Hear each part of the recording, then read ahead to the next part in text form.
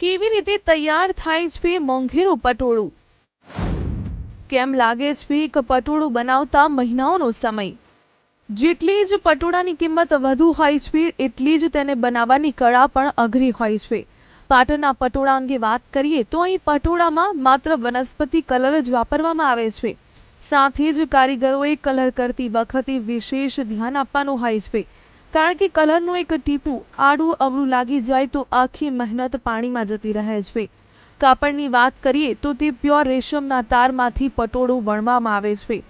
રેશમના તારને સીધા પટ્ટામાં બાંધી તેની ડિઝાઇન પ્રમાણે પૂરાની ગાંઠો બાંધી દેવામાં આવે છે અને જરૂરિયાત મુજબ તેને કલરમાં બોળવામાં આવે છે.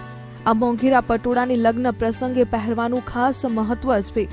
જો કે પટોળું સ્ત્રીઓ માટે એક સ્ટેટસ સમાન પણ કહી શકાય.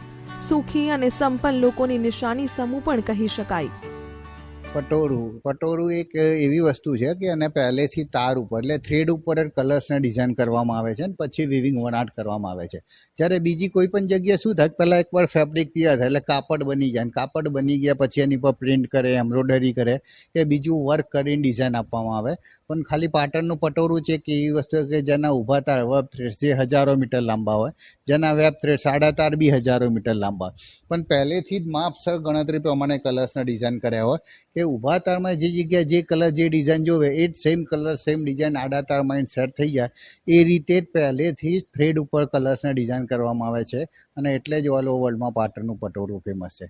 એક પટોળું બનાવતા મિનિમમ 3.5, 4, 5, 6 મહિના જેવા કલર જેવા ડિઝાઇન એ પ્રમાણેનો ટાઈમ પિરિયડ લાગે છે. પહેલાં એકદમ વ્હાઇટ સિલ્કના તાર હોય છે આ રીતે, અને એની ઉપર કલરને ડિઝાઇન કરતા એટલે કે ટાઈ એન્ડ ડાયની પ્રોસેસમાં 3, 4, 5 મહિના લાગે છે અને 1 મહિનો વિવિંગ એટલે વણતા લાગે છે. અને 1.25 લાખ, 1.5 લાખ, 2 લાખ એ રીતે એની પ્રાઇસ હોય છે. જેવા કલર્સ જેવા ડિઝાઇન એ પ્રમાણેની કિંમત હોય છે.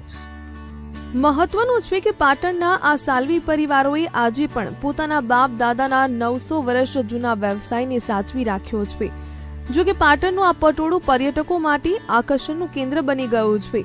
देश की जानीती हस्तियों पण पटोड़ा हाउस की मुलाकातों ली थी कि 11वीं शताब्दी में सोलंकी वंश के राजा भीमदेव प्रथम की याद में उनकी पत्नी रानी उदयमती ने इस बावड़ी को बनवाया था। उस वक्त पाटन सोलंकी साम्राज्य की राजधानी हुआ करती थी।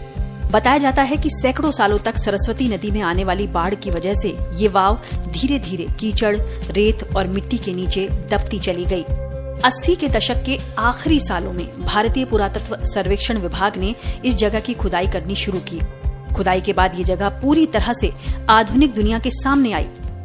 रानी की वाव की मूर्तियां, शिल्पकारी और नक्काशी बेहद अच्छी स्थिति में पाए गए। 7 मंजिली बावड़ी में चौड़े आकार का एक विशाल सीढ़ीनुमा कुआं है।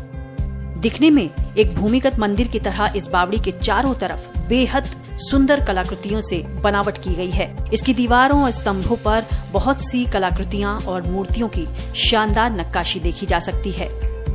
चलिए